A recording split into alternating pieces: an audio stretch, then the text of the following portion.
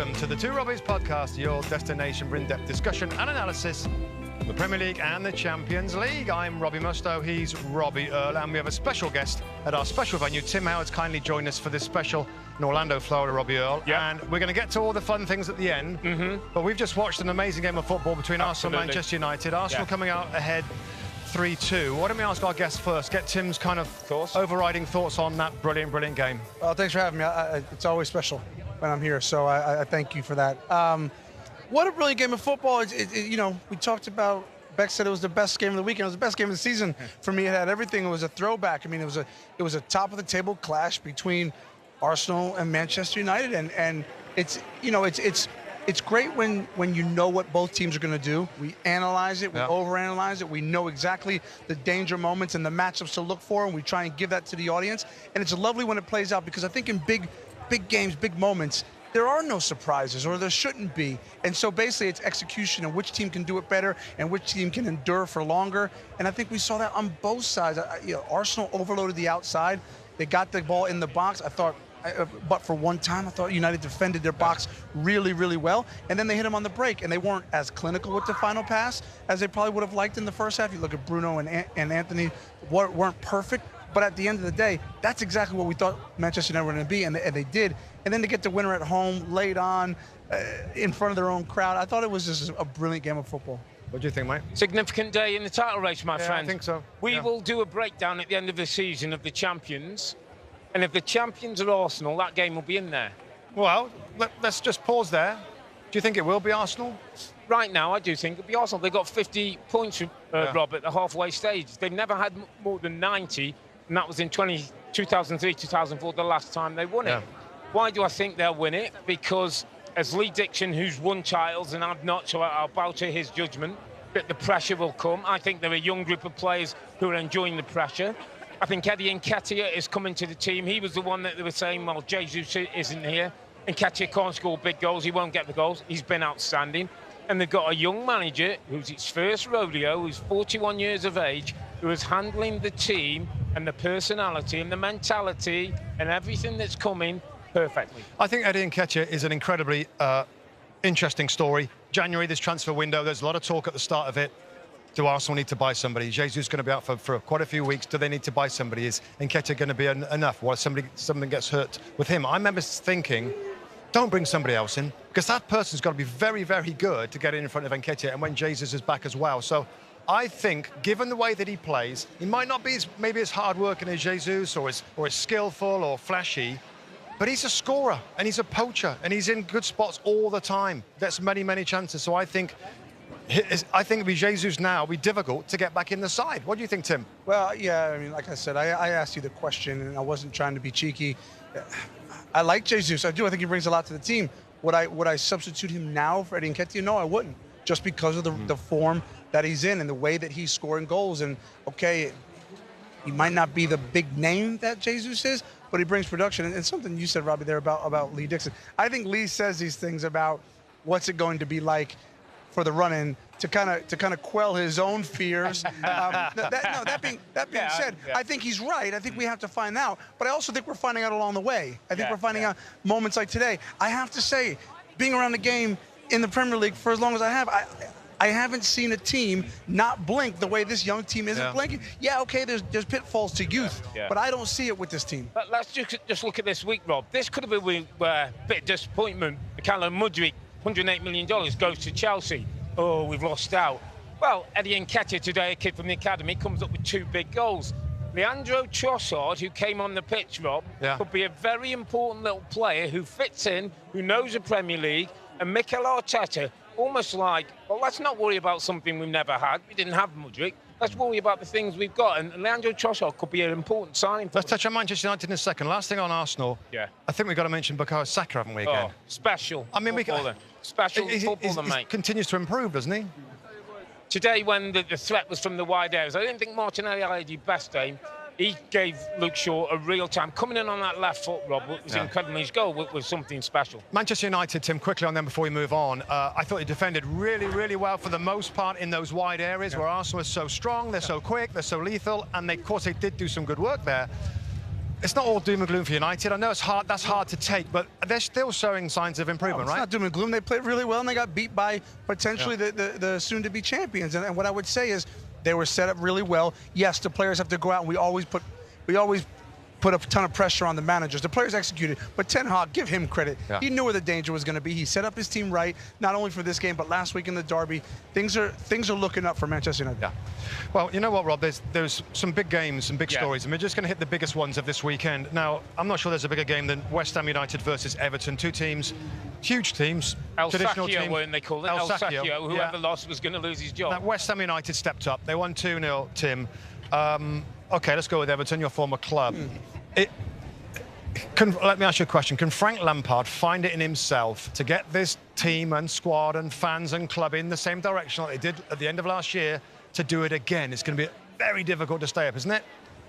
Almost impossible. I feel for Frank Lampard. I think time is against him. When you look at his track record, he's had to go into Everton and basically save them last year. My worry is that they haven't gotten better in terms of player personnel. Lost Richarlison, didn't they? Yeah, lost Richarlison. And so because they're in the same predicament, they're hearing the same message. Does that make sense? They're hearing the same message from Frank. And I just wonder, with all the chaos going around a football club, with the fans and the board, players who are fragile and low on confidence will look for any excuse. Okay, take that from me. I've been in that position. We've all been there. Yeah, and to look for an excuse. There's a lot of excuses right now around Manchester Football Club for these players to cling on to and say, oh, it's not me, it's everything else. And so I think that's going to go against Frank Lampard in the end. When you look at what comes next, Arsenal, can't see them winning that. Then all of a sudden they go into the derby, and I mean, at a certain point, there's an eye test and there's an optics, and if that goes really bad in the next two games, I feel for Frank Lampard because I don't know if he can survive it. At some point, Tim, though, I look at that squad of players, and they shouldn't be 19th in the table, only not bottom on goal difference. Listen, 12, 13, 14, 15, 16 maybe, because we ain't playing well, but 19 is unacceptable. For a team that last season the fans did everything to keep up, I don't care whether it's Frank Lampard, I don't care whether it's Sean Dyche, I don't care whether it's Pep Guardiola. At some point, those group of players, now, the club is in a mess. I'm sorry about your local club. It's in an absolute mess. Yeah. From board to owners to players to manager, it's all over the place. Yeah, I totally agree with that. And for me, the only possible way forward is somebody to come in and try and change it. Somebody totally new to come in. I'm saying Sean Dyche on a shortish term contract because experienced, plays in a different way, will find a way, I think, to grind some points out. And that's what they need right now, Everton. They're not going to play football out of this trouble, are they? Sean Dyche or somebody else, I just think it's tough for Frank to kind of go again a little bit. Can you even imagine Everton getting relegated, Robbie? Well, we can say that about so many big clubs. It's happened to them. I'm not sure about Everton. I'm not sure a club of Everton's size and history, and I mean, it's incredible. Look, I also think I hate when managers get sacked. I think they don't get enough time. Yeah. You know, when I look at the table though, and I hear what you're saying, Rob, they still have half the season left. Yeah. I mean, that's a major positive. Right. And I can imagine if you're the board, you're saying, are we getting performances that at least show us that we're in an upward trend? And right now they're not. And yes, that has to be on the players. I don't know if on the back end of the last season the fans gave them everything, and so they got them out of it. I thought there should have been more from the players, even if it's just digging in and chasing and running and kicking and doing all the ugly things, at least from the start of the season, to say, this is who we're going to be, this is going to be our identity. And we haven't seen that from Everton. I think West Ham United, Rob, that's a massive victory for them. Yeah. I feel like they needed one attacking player to catch fire. And maybe Jared Bowen's going to be that guy. You know, waiting for somebody. All these players that were so hot a couple of seasons ago, even Thomas Suchek in midfield scored those goals in midfield. He's gone very, very cold. Bowen gone cold. Mikel Antonio gone cold. Ben Rama, Pablo Fornals, so many players that have done well. Nothing was happening. Maybe Bowen now will get them going a little bit. Maybe David Moyes has got some of that experience and the thing you talk that Sean Dyche has got that maybe Frank hasn't quite got at the moment. Let's move on to two teams that started 9th and 10th this week in the Premier League. Liverpool versus Chelsea. Liverpool, recent winners of the Premier League.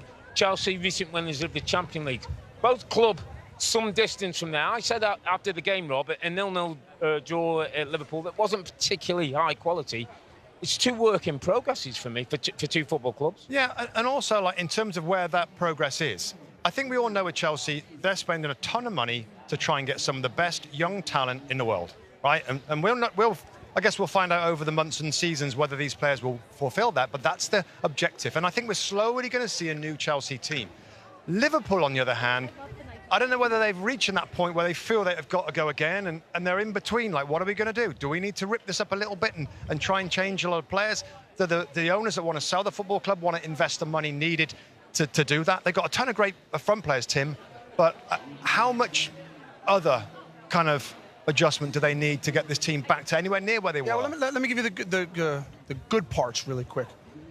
Last year, 2 years ago, I would have said, Arsenal win the title. Maybe they get in the Champions League. And last year they finished fifth. They should get in the Champions League.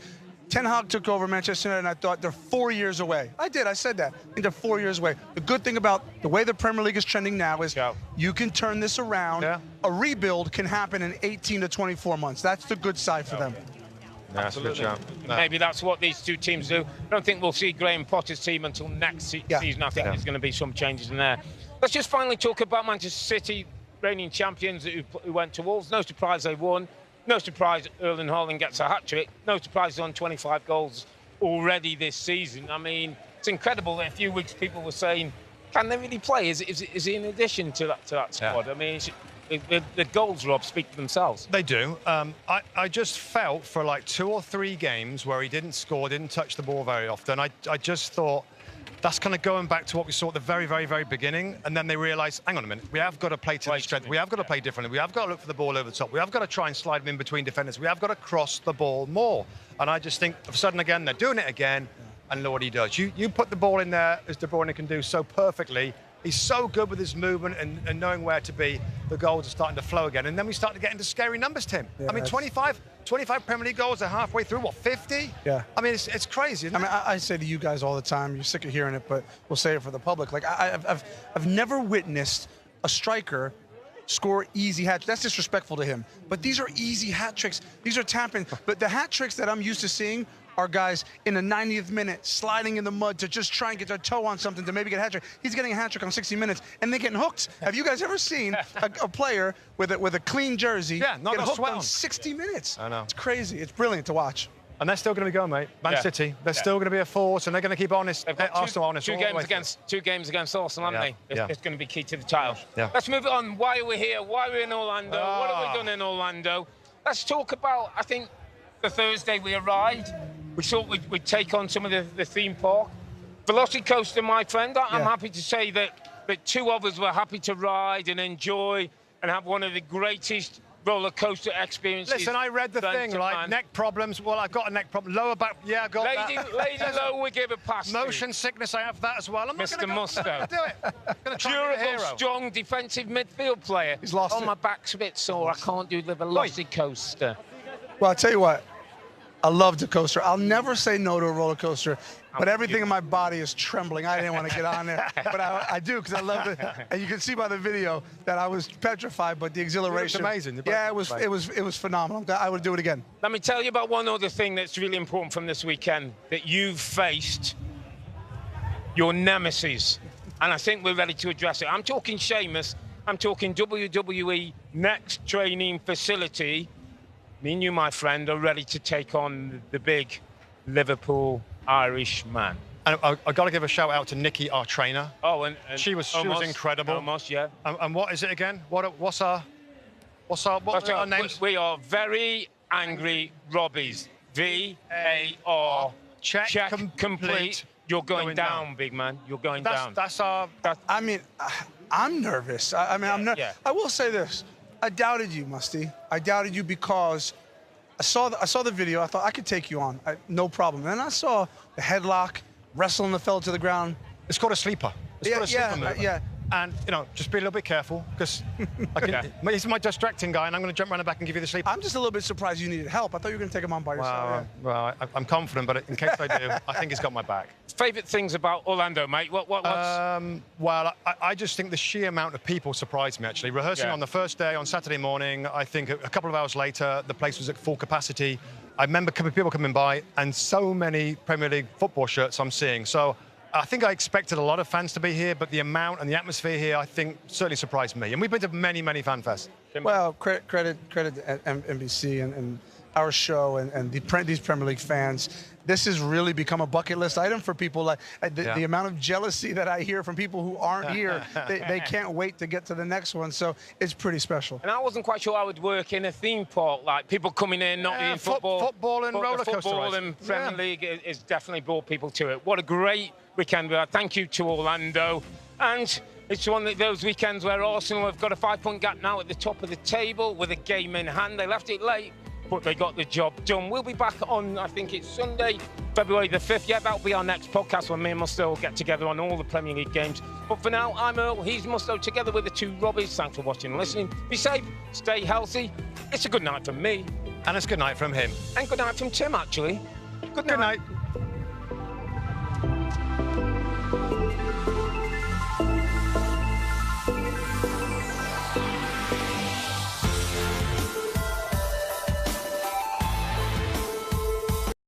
Hi there, I'm Rebecca Lowe, studio host for NBC's coverage of the Premier League. Don't forget to hit subscribe to watch more videos all season long. For even more Premier League content, from original series to live matches, head over to Peacock and be sure to tune in for Premier League mornings every weekend on USA Network and on Peacock. We will see you over there.